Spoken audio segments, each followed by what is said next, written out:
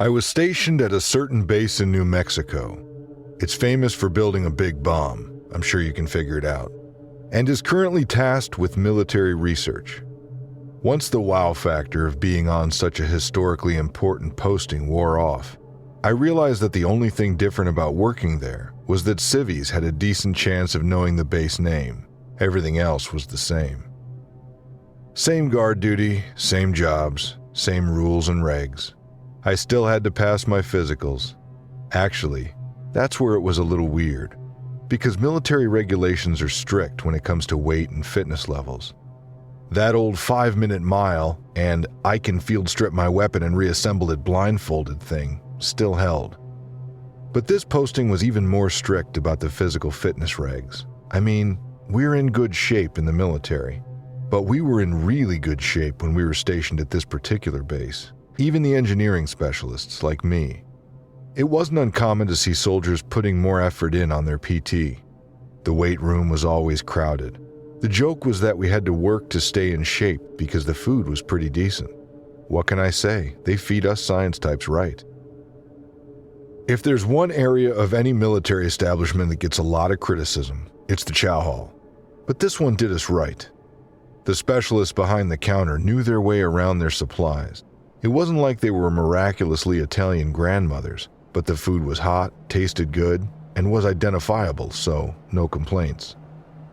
That's why it was so weird when I saw a soldier in the hotline getting agitated over something. He was standing about 4 people ahead of me, close enough that I could see his expression when he turned around. He wasn't kidding around, he looked really angry. I watched him as he stalked off to a table at the far end of the chow hall. He looked like he was calming down some, so I relaxed a little and went back to waiting for my turn to get chow. But I was still curious about what happened, so when it was my turn to get served, I asked. The culinary specialist behind the counter shrugged and told me the soldier had asked for beef, which they weren't serving. I have to be honest, that confused me even more. Beef? He was mad about that? I figured that he was just having a bad day, that his CO would sort his attitude out and everything would be fine. It wasn't until I grabbed lunch the next day that I found out how wrong I was. I got in earlier than I usually do, so I was already sitting down when that soldier from yesterday came in with a few others, probably the same platoon. I guess the specialist had told the chefs that slabs of cow were a thing because there were some burgers available for lunch. I figured the guy would be happy to get it, and he was. But as he sat down, I noticed the other soldiers he'd come in with all had burgers too. There was something, I don't know, off. Maybe it was the way they hunched over their trays. They seemed almost protective of their food. If that sounds weird to you, I promise you, it was 10 times weirder to see. But as these guys all looked like they took their PT standards very, very seriously, I chalked it up to the kind of health regimen an engineer like me didn't care too much about. Until that first soldier started growling. I'm not exaggerating. One of his buddies leaned in a little too close to his food, and the guy, honest to Uncle Sam, growled at him. Now, I'm familiar with the term hangry. This wasn't something you'd see on base, or anywhere in the military, because we have this little thing called military discipline, and getting into a fight over a cheeseburger isn't allowed. But that's exactly what happened. One second somebody was growling, the next second there was an all-out brawl at the table. This wasn't some high school lunchroom fight. This was several trained combat veterans legitimately trying to hurt each other very, very badly. And to make it weirder, as the rest of the room scrambled out of the way and tried to figure out what to do about it, was how silent they were. Most of the time when there's a fight, there's insults, yelling. These guys? Nothing. Nothing but grunts when fists landed and the cracking of bone when someone's knuckles landed in the sweet spot to break a nose. And then it got weirder. A sergeant burst into the room like he was teleporting through sheer vengeance and ran over to that fight. Now, most of the time, all a sergeant has to do is yell. They weaponize their lung capacity. But they usually use that power for the good of the armed forces, and everybody falls in line. This sergeant growled. Now, I have to admit, I did hear my drill instructor growl at me when I first joined up, but not like this. This didn't even sound human. It was so low in the chest. It was an absolutely primal sound. And it worked, because every one of those soldiers froze and fell into line immediately. They didn't even bother to wipe at the blood running down their faces. The fight had been more serious than I'd first thought. At least one of those men looked like someone had clawed his face. Guess he was lucky we all had to keep short nails, because those finger trails looked nasty, red, raw, and bleeding. The rest of us, we just watched it all happen. What were we supposed to do? It didn't matter how weird the whole thing was. There was a sergeant on scene, and he was in charge. And if you think any of us were going to question him, you've never been in the military. The sergeant had those rounded up and filing out of the chow hall in record time. I got a good look at their faces as they marched out. Their eyes were weird. Pupils were blown wide, and they honestly looked like they couldn't focus. The first soldier who growled was the one with the broken nose. Maybe it was the pain, but his eyes looked bloodshot. They were incredibly red. Too red. I don't have an explanation for what happened that day, but I do know two things. Our facility also researches theoretical biology, and the next time I saw that particular squad, every one of them looked like they could bench press a Volkswagen. Like I said, we took our PT seriously, but it should have been impossible for them to bulk up that much in 2 weeks. Did I also mention they looked like they grew at least 3 inches taller? The squad shipped out not long after that, and I'd been in the military too long to think that asking questions was a good idea, so I didn't. But I still haven't forgotten, and if they haven't been killed in combat yet, there's still a squad of freakishly tough soldiers on active duty out there. Somewhere.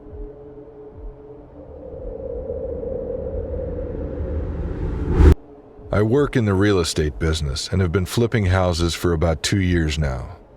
Although I've seen a lot of weird stuff like homeless people and squatters staying in the basements of our houses, I've never seen anything quite like this. So this house is very old. I think it dates back to around the 1800s or so. The style is a typical Queen Anne, high-pitched roof, large wraparound porch, old decorative shutters, gorgeous wood trim, and massive stained glass windows. The whole house is in great shape for its age. In fact, it's almost like the house hasn't aged at all. The previous owners were a couple in their 90s who both died in the master bedroom on the very same day. I obviously found that unusual, but didn't think much about it at this point. They didn't have any kids or other family, so unfortunately, the house ended up for auction. In these auctions, they don't show you photos of the inside of the home, only the outside. It's a risk, but I wanted to bet on it. So I put in my best bid and won. I was planning on doing a complete overhaul and renovation. Many houses in the house flipping business are foreclosures. They usually haven't been well maintained by their owners and typically have garbage thrown about, broken windows, doors off the hinges. You know the type. We flippers go into these old houses with boarded up windows and make them look beautiful. Or at least, nice enough for a young family to move into. Usually, at a minimum, the kitchen and bathrooms need to be completely gutted and redone. The bedrooms usually need carpets ripped up and replaced with hardwood, light fixtures need to be replaced. However, none of this was the case at this old manor. When we opened up the front door, it was like it was frozen in time. Nearly every surface was spotless and in great condition. The kitchen had a working gas stove, the refrigerator worked, it had a clean, shiny sink. I just couldn't believe my eyes when I opened up the toilet seat to see clean white porcelain. Now, I knew that the couple had died in the house. I didn't know the circumstances. When I opened up the door to the master bedroom, however, I found out exactly what had happened. The entire attic had collapsed down into the bedroom. It was a terrible sight. I could look up through the ceiling since the floorboards were open wide, and I could see all the way to the roof. And there was a whole mess all throughout that room. But I decided to look at it as positively as I could and figured that we'd just make the fixed master bedroom have high vaulted ceilings. I carried on with the renovation as planned, but the whole time we were having weird troubles. When we'd try to unscrew something, we'd turn around and the screw would be back in place. When we tried to paint the walls in the hallway, our paintbrushes would go missing. Every little job and project we tried to accomplish seemed to have a problem.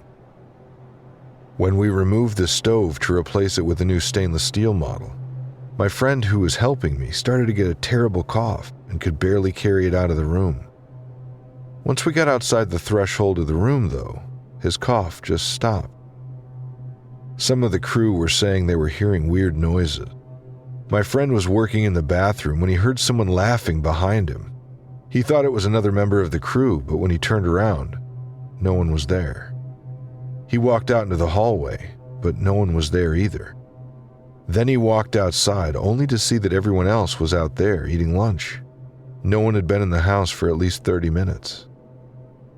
The next day, the landscapers came to lay out some new shrubbery. We didn't tell them anything about what had been going on, didn't want to spook them. But the next day at lunch, they came up to us acting mad that we were pranking them. Apparently their tools were lost and they couldn't find them. I mean, it was only 2 shovels, but it was enough to delay their work. We promised them that we didn't take the shovels, and eventually someone did find them upstairs in the bedroom. No one confessed to moving them, so we were all confused as to how they could have gotten up there. So it came to be that I didn't like being in the house any longer than I had to, and we started making quick work with the remaining renovations. My main concern was whoever moved in there next and how they would experience the house. I recently found out that the original owners, the elderly couple, had been discussing selling the home in favor of a condo down south. Apparently, just the day before they got killed by the collapsing attic, they'd been looking on Zillow and sending links to their friends. I don't want to be too spooked and sound too strange, but maybe the house heard them. I was just thinking that it was odd that the attic collapsed after all those years. I think that maybe something in the house doesn't want to change. Or maybe the house itself didn't want the new gadgets installed. It's just too weird. Well, we're finishing up renovations this week, and it'll be on the market in 2 weeks' time. I'm hoping all goes well at the open house, and for the new owners.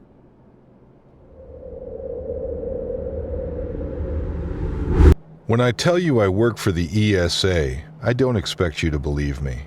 I appreciate the skepticism. I'm a skeptic myself. I've been part of the European Space Agency for 12 years. In those 12 years, I've learned that the great celestial void isn't hiding as many secrets as we think. Rubble and dust, planets and stars. Space is simple. Once the mystery's gone, it's hard to buy into any of the crazy theories about corrupt NASA programs and little green visitors from Mars. If you can believe me for just a minute, though, I have a story you might want to hear. It involves Mars, actually. Maybe I should have paid more attention to those conspiracy theorists after all. In 2022, we found something inside of Mars' moon, Phobos. The Mars Express orbiter was launched years before I joined ESA. It was designed to explore Mars and its immediate surrounding bodies with the aid of camera systems, spectrometers, and subsurface sounding equipment. Recently, that sounding equipment was upgraded. That allowed us to peer more deeply into Phobos than ever before. We didn't expect to find what we did. There are structures beneath the surface of that moon. If you search for any of ESA's official reports, those structures are vaguely defined, and the agency avoids going into detail by claiming that we're still early in the process of analysis. That's a lie. We knew what we were looking at right away. Maybe we should have expected it. If you don't know much about the 2 moons of Mars, I'll quickly explain. Phobos and Deimos, named after the Greek gods of fear and terror, don't resemble the Earth's moon at all. They're incredibly small by comparison. Phobos is less than 17 miles in diameter. Their surface isn't smooth or round either. The 2 moons resemble lumpy asteroids more than naturally occurring satellite planets. Many of us theorize that these were remnants of a larger asteroid that made impact with Mars a long time ago. We were wrong. I held the subsurface photographs in my hand. I was among a team of 6 individuals responsible for identifying the structures beneath the surface of Phobos. There were rooms. There were clearly defined walls and chambers. There were hallways and staircases. We realized what we were looking at immediately. Phobos isn't an asteroid. It's a ship. Our conclusion wasn't published. In fact, the report we provided was buried almost immediately. Despite our best attempts to argue, our superiors urged us to find a new diagnosis. "We're still early in the process of analysis," was the best that we could do. Any evidence gathered by the orbiter that supported our theory was quickly disposed of. That included the subsurface photographs. Whether they were destroyed or locked away in a vault somewhere, I can't be sure. I tried to go public with this information once before. We were warned not to, but we still made plans to leak the story to the press. Then one of us disappeared. The rest of us were either too afraid or too unsure to commit to our original plan. I know I was. I was afraid, that is. I would have kept my mouth shut too if the ESA wasn't trying to cut us out of the very discovery that we made. A partnership with Japan's Martian Moon Exploration Program is scheduled to launch in 2024. They'll be collecting new samples from Phobos' surface. I'm sure they'll be digging a little deeper than usual too. Knowing that I'll never see those samples, I can't stand it. We've already been told that we'll have no affiliation with the MMX once the 2024 endeavor is underway. From the descriptions we've been given, our team will be erased from the project entirely. It'll be like we were never here. They called us distracting and unfocused. They said we'd compromise the integrity of any future analysis performed on the materials from the surface of Phobos, Deimos, and Mars. I'll no longer be with the ESA by 2024. Why not end things a year early, I thought. They didn't have a problem keeping us on the payroll for another 12 months. But the threat of the guillotine hanging over my career was enough to force me into action. I tried to recover the photographs. I failed. I did something else, however. The subsurface photographs that my team examined weren't the only ones taken by the orbiter in 2022. There are several that we weren't allowed to see. These copies weren't confiscated because they'd never arrived in our hands. I found them in our encrypted digital library. I'm no hacker either. We all had access to this folder since we'd occasionally need to retrieve new copies of old findings. It was an oversight, I'm sure. After the system identified me as the user accessing that area of the library, our power suddenly failed. When it returned, the documents I was looking at had been deleted. Before the lights went dark, though, I got a good look at what they were hiding. On a level deeper than anything our original photographs had captured, something besides walls and hallways was visible. Short, humanoid creatures.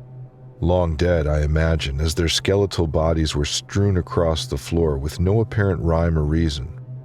But still, there was no mistaking what they were. The remains of alien life. We had proof of it in our hands, and we chose to keep it a secret. We could have destroyed and validated any number of those conspiracy theories I hated so much. Instead, we made plans to gather more. The adventure with Japan won't stop at the surface of Phobos. If you've believed any of my story thus far, then I beg you to also believe this. They're going to enter that ship, and they're going to bring back the corpse of an extraterrestrial.